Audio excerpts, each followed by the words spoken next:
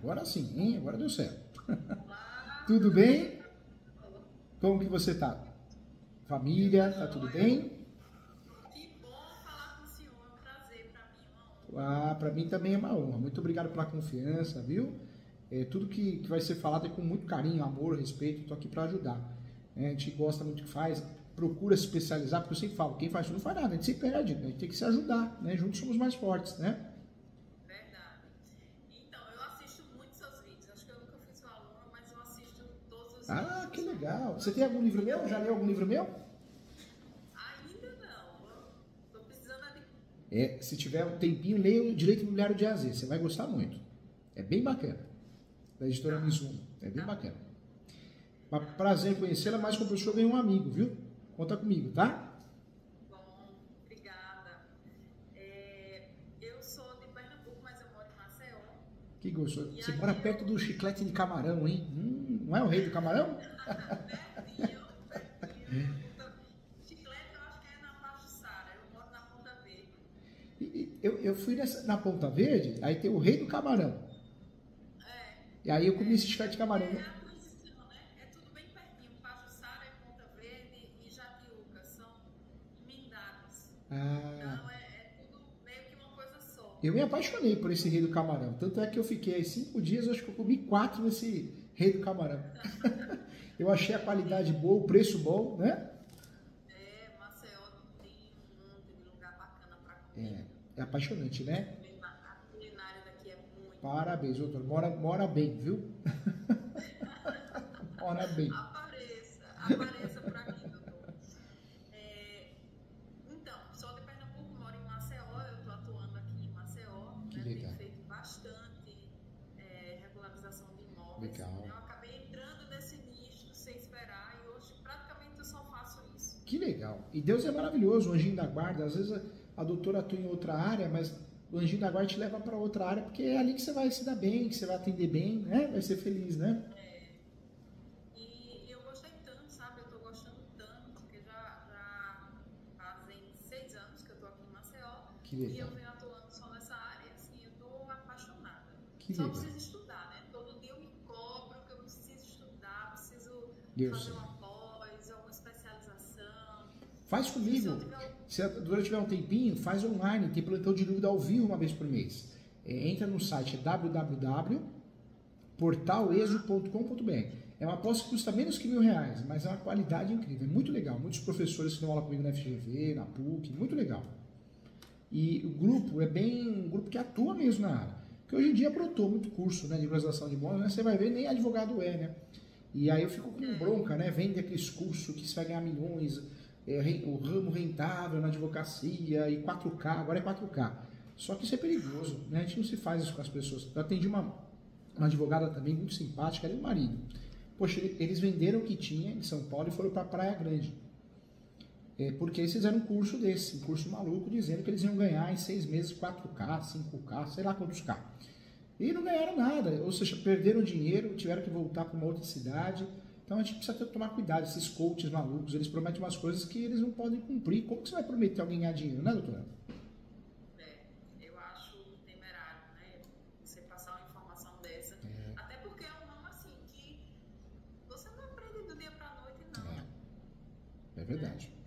Pra se especializar nisso, assim, é bem difícil. Eu, a duras penas, assim, estudando muito e correndo atrás e tudo. E sempre a gente aprende, sempre tem uma coisa nova, né, doutora? Sempre. Sim, Sempre eu tem. me deparo com alguma coisa que eu nunca vi que eu vou ter que aprender do zero. É. E, assim, eu tenho uma dificuldade muito grande também aqui, porque os cartórios aqui em Alagoas são bem complicados. São. Eu sei disso. Já passei muito nervoso aí, doutora. Tanto é que eu sempre falo para os alunos nas aulas, né? Tem cidades que você já sabe onde vai dar problema. Então, que nem eu uso Capião em Alagoas, o que eu oriento fazer? E Tocantins também. Abre um tópico na peça e coloca da descrição e localização do imóvel. Por quê? Acontece muito, você ganha a ação de uso capião e não consegue registrar, o cartório nega o registro. E por que o cartório nega o registro? Porque ele fala que não tem a discriminação correta do imóvel. Olha a dor de cabeça. Pelo amor de Deus, né? É um absurdo. Absurdo. E assim, eu já me deparei assim, com coisas absurdas com os cartórios aqui de Alagoas. Assim, coisas que você não consegue nem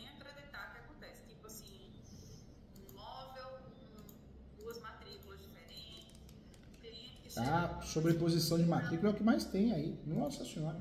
O outro com autosegura, igual sobre o mesmo imóvel.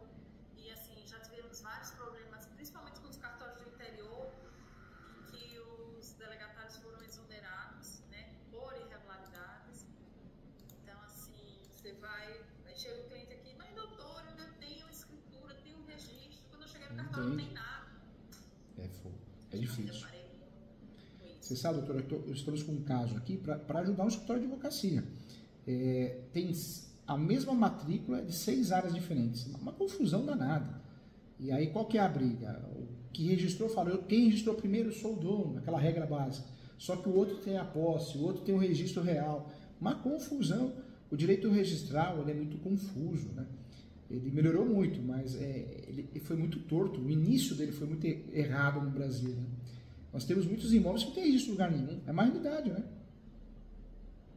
Pois é, chegou uma cliente aqui com uma situação, e é por isso que eu estou fazendo essa consulta com o senhor, porque assim, eu não estou conseguindo visualizar onde foi que ela conseguiu arranjar uma brecha para entrar com essa ação. Porque é o seguinte, a minha cliente, ela tem um imóvel, tá? Ela adquiriu em 1992. Primeira coisa, aqui nos interiores, a gente tem. Vai marcar aqui, 92, hein? Aqui, ela adquiriu faz tempo, hein? Faz bastante tempo. 92. Então, assim, o nome do imóvel dela chama Sítio 80. Tá? É um imóvel que tem matrícula, né? Tudo certinho. Inclusive, assim, não foi averbado o georreferenciamento, mas consta lá que ele tem 77 de frente por 300 de fundos, sabe? Tem lá as medidas todas certinhas. Ela adquiriu esse imóvel em janeiro de 92. E aí o marido dela, querendo aumentar a área frente-mar dele, tinha uma vizinha, tá? Um imóvel confinante, que ele propôs uma permuta, trocar com ela esse imóvel, que confina com dele, é confrontante com dele, para aumentar a área beira-mar dele, e dava para ela um outro imóvel que ele tinha em outro lugar e pagava a diferença. E aí foi feito o negócio. Na época, não foi feita a transferência porque o inventário dessa pessoa que tocou a permuta ainda estava tramitando, no caso do esposo dela, né? Ainda estava tramitando. E aí, na época, foi feita uma cessão de direitos hereditários por escritura pública. Aí foi feita uma sessão de direitos hereditários por escritura pública. Eles conseguiram se ajustar aos herdeiros, pelo menos na compra e venda ali. Pois é. E aí, não, ó, quando terminar o inventário, a gente segue com o processo para regularizar o imóvel. Esse imóvel, essa matrícula desse imóvel, ela vem de uma transcrição de 1986. Tá. Ela vem de 1986. As transcrições, naquela época não existia, né? Georreferenciamento. Eu Não penso que não tinha. existia. Na verdade, existia a planta. A planta sempre existiu, mas sempre aquele jeito precário, né? Agora, georreferenciamento ou aquela descrição, né? Memorial descritivo, que é uma descrição. Memorial Até existia, mas era chamado de planta e era falha. Era igual o que a gente tinha na transcrição, aquela coisa horrível, né? Do lado do sol, perto do lago. É horrível, né? Bem precário, né? Aqui no interior, principalmente na região litorânea, as pessoas mediam as terras pela quantidade de pés de coqueiros. Tá. Então, consta lá na transcrição: Sítio São Bernardino, contendo 503 pés de coqueiros, novos e frutos, blá blá blá blá blá blá. Não tem metragem nenhuma, diz que tem 503 pés de coqueiro, que confronta com fulano, com ciclano, com beltrano e com o Oceano Atlântico. E lá no registro de imóveis ainda consta como transcrição ou já como matrícula? Não, aí saiu essa transcrição. Aí é onde está o problema. Até hoje eu não sei. Por isso que eu pedi essa audiência com o senhor, porque é o seguinte: dessa transcrição saiu essa matrícula desse imóvel que foi trocado com o meu cliente, com a minha cliente, e mais um outro imóvel. 2 imóveis. Ou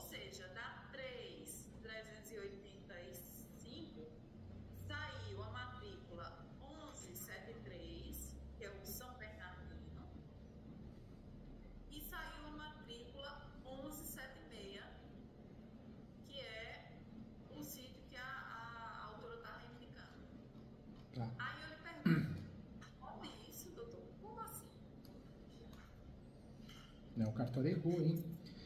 E a transcrição? Se na própria transcrição não dizia qual era o tamanho da área total, como é que eu tiro uma área, né, faço uma abertura de matrícula de uma área, saindo daquela mesma transcrição, e faço uma outra abertura de matrícula de outra, daquela área, daquela mesma área, com, sim, perdão, na matrícula 1173, que saiu dessa transcrição, ele não fala tamanho. Ele diz que é o sítio São Bernardino, com 503 pés de coqueiros e tal. Já na 1175, ele diz que tem 1,5 hectare. Mas como essa informação? Se a gente não tem nem a informação da área... Não tem lógica, né? Não tem lógica. Meu Deus.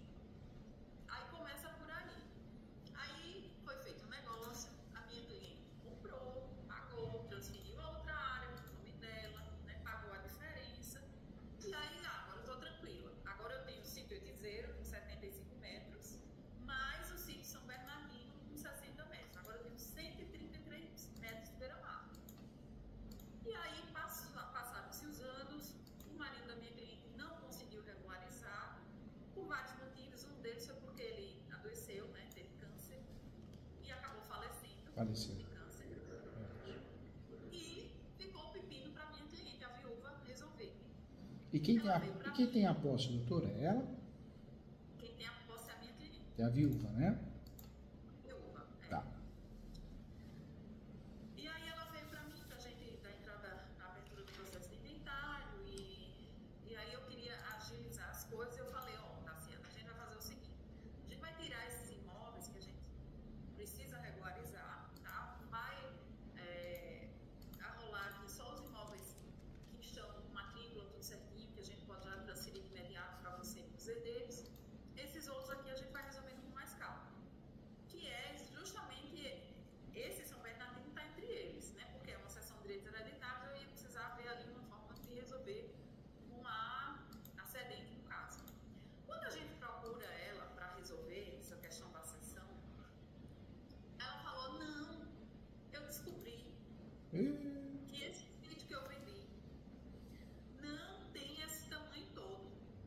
Não tem esse tamanho todo. E aí ela arrumou um ITR de 1900 e tarará.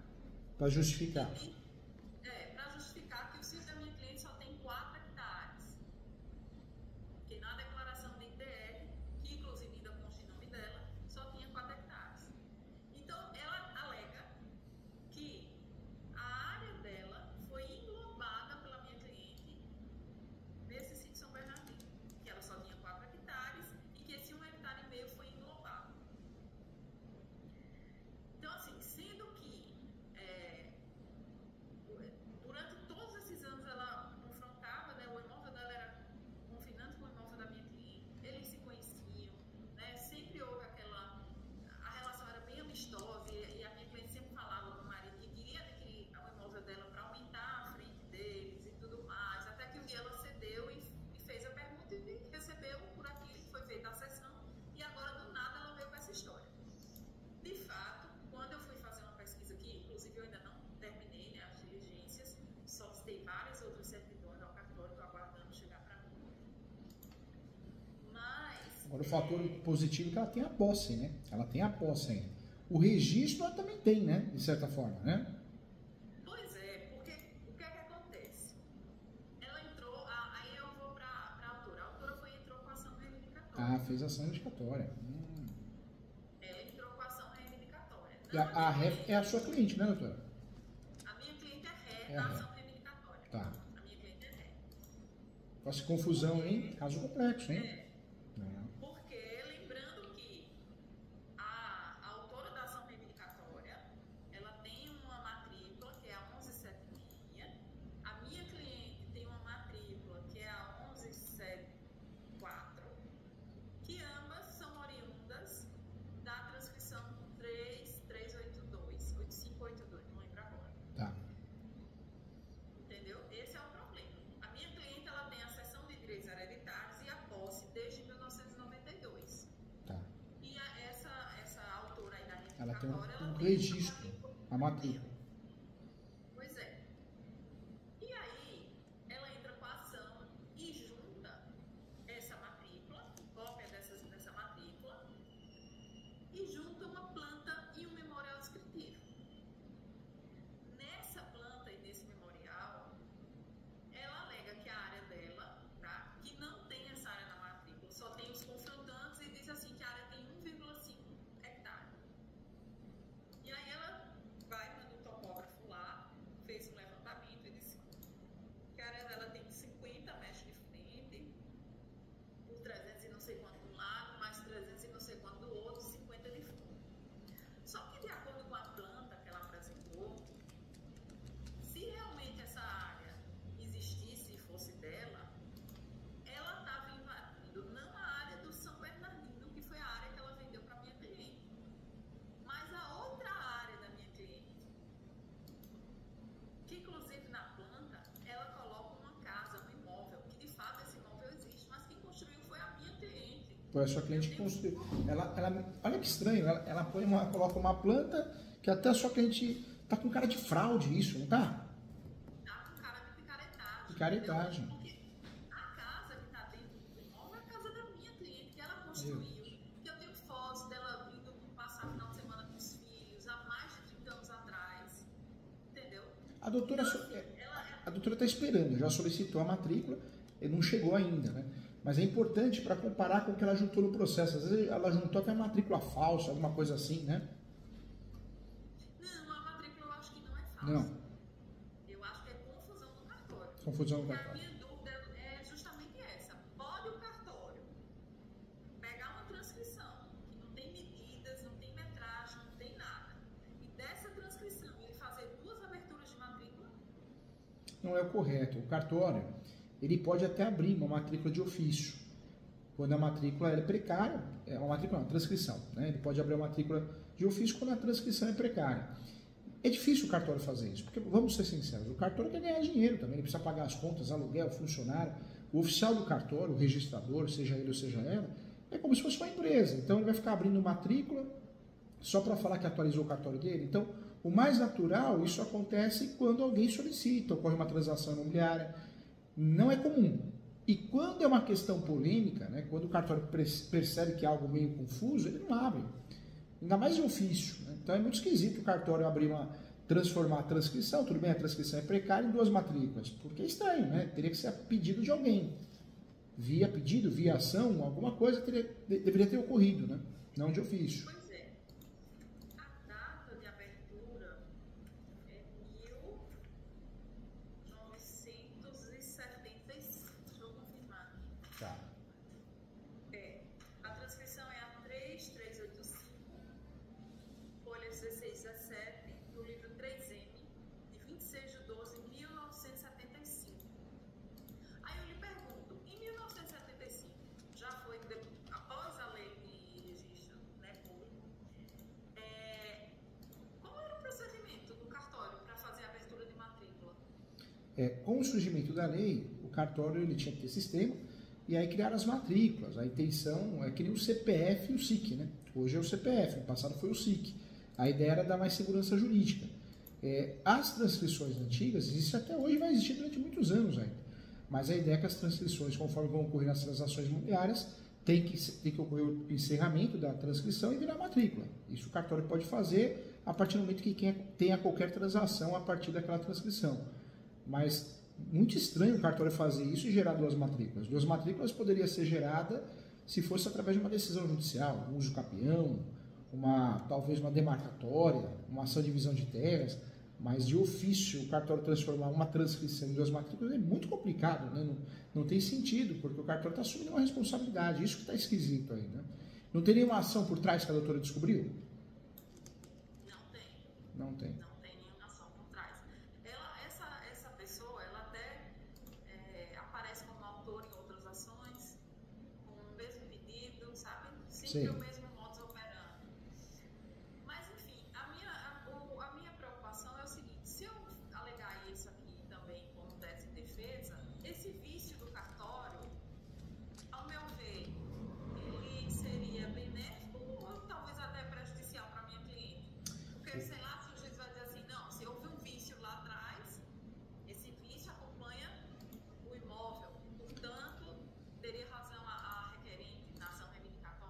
isso, hoje, a estratégia mais sensata, né, a melhor estratégia hoje para ajudar a sua cliente, doutora, seria o quê? Seria uma ação de usucapião.